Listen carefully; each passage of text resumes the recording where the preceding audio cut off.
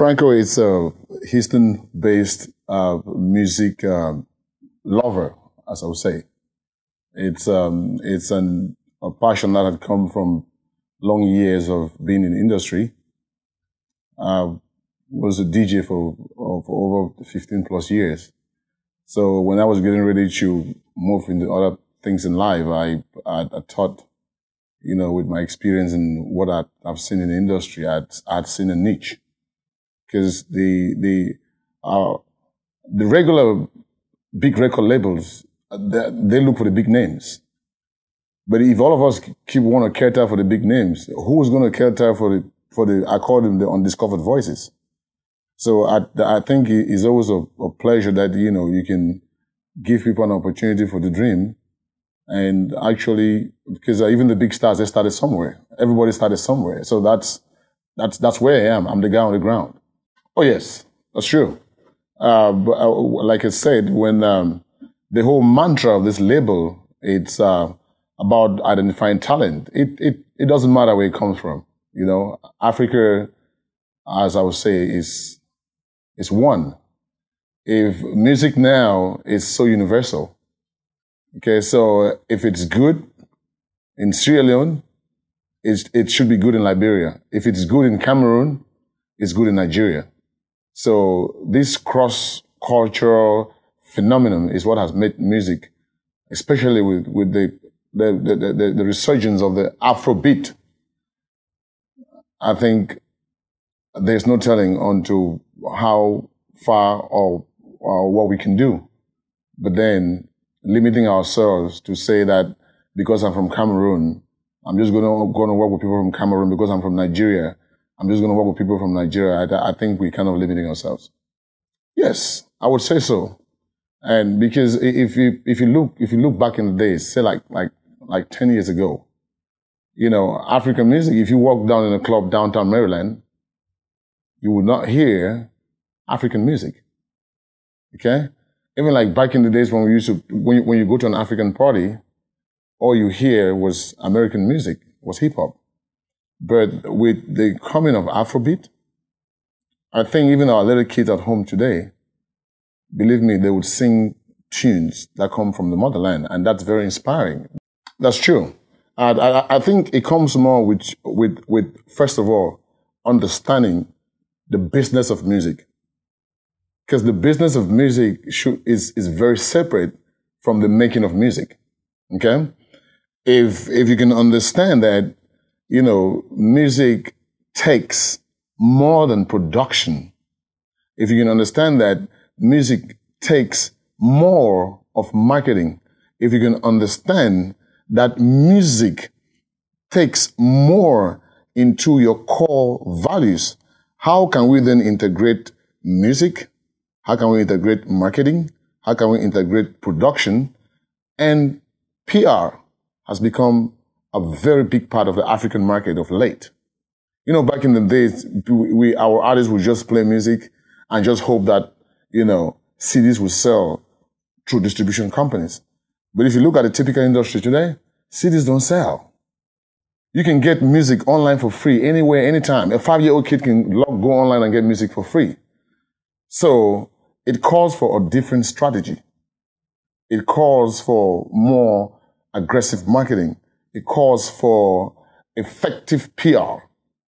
And that's what I think is something that's been infused into the African market now that is giving us a good buzz. Have we gone too far? No. Do we have a lot of work to do? Yes. Have we made some strides? Yes. But I think there's still more work to be done.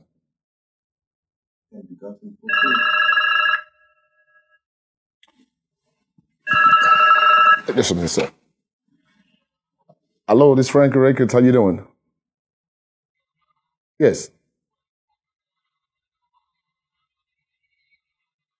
Oh, okay, but no. Right now, I'm at an interview. So if you just give me like five minutes, I'll be done with the interview. Now I'll get back with you. Okay. Thank you. All right. Okay. I'll call you back. Yes. Thank you. Right. And sorry about that interruption. Yes. And if I could go back to your question, Good. It's what I would say, you know, piracy, you see, if you ever get into the music business because you worry about privacy, you have no business being in that business. Because piracy, to me, I look at it from a positive point of view. Okay? Like I said earlier, the dynamics of the market has changed. It's no longer making music and channeling them through distribution companies. What happens today is you make music, piracy should be part of your marketing strategy. Okay? Because if the regular guys on the street can jump to your music, guess what? By the next time you say you're organizing a concert, those very people will be in that concert. So the music that kind of evolved from distribution companies is now on what you can give out to the people. That's why it's very important for artists today that they understand that their niche is on the stage. I mean, with the biggest distribution company in the history of music, Sony Distribution, in 2010, when they closed their doors, I know it was a new trend in music. And also today, most of the big companies, they're gone because music now is online. Music is free. So if any music executive would worry about piracy, I think you should really think if this is something for you. Part of your investment strategy should factor, your risk factor should factor privacy as one of the bigger concerns that you have to deal with. And if you don't have that, then I think it's going to become increasingly difficult. The music industry in Cameroon, I've not been in Cameroon for a long time, but, I happen to follow music from everywhere, not just from Cameroon. I follow music from around the globe. I think what is happening in Cameroon is the rebirth of young people who are trying to seize the opportunity of the global marketplace to make a presence. And the urban music in Cameroon, I think so far is very good, but I'll go back to my opening statement. Aggressive marketing, PR, and effective promotions. And the most important, persistence and consistency will make a great difference.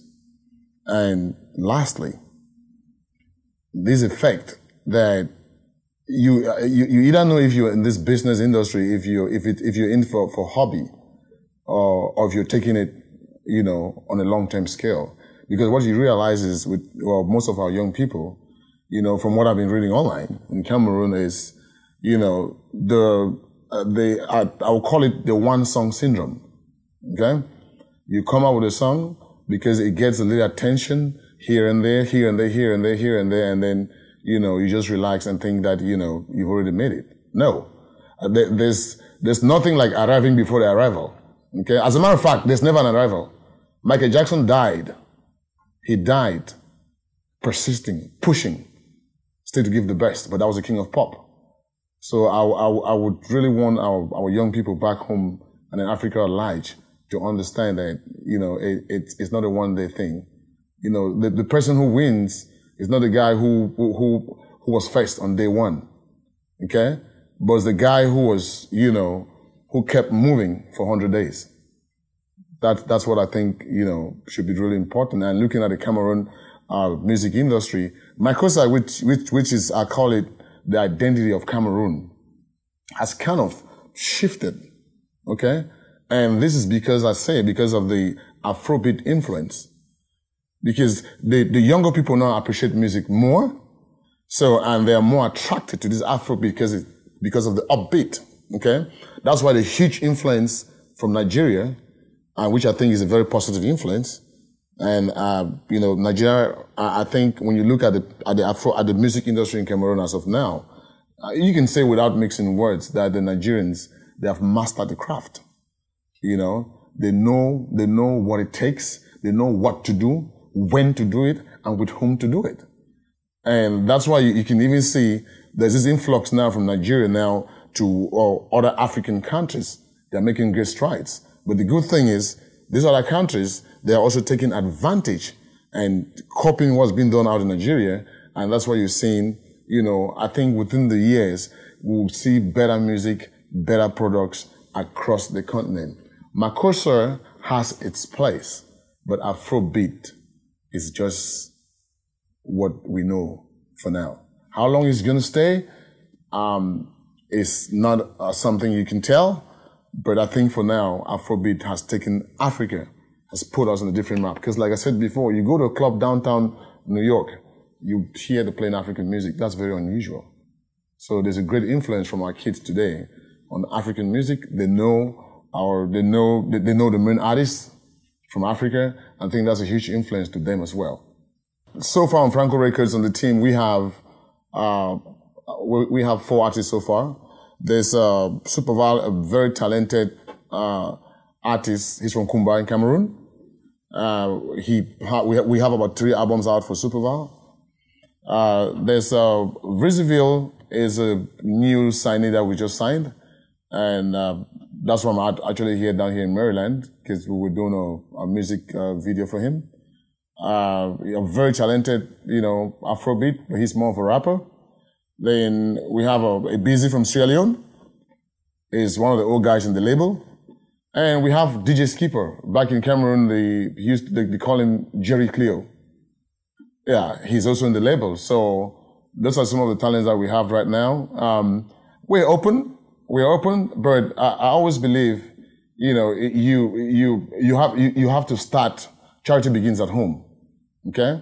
For me to be able to work and succeed with artists in Cameroon, number 1, the right resources have to be in place. Number 2, the right time. And number 3, you have to have something to show for. So I think at this time, we are ready to get into Cameroon. But if we're going to manage artists in Cameroon or not will very much depend on the dynamics on the ground. But that's something that we're open to. And we hope that, with time, we can have a presence back in Cameroon.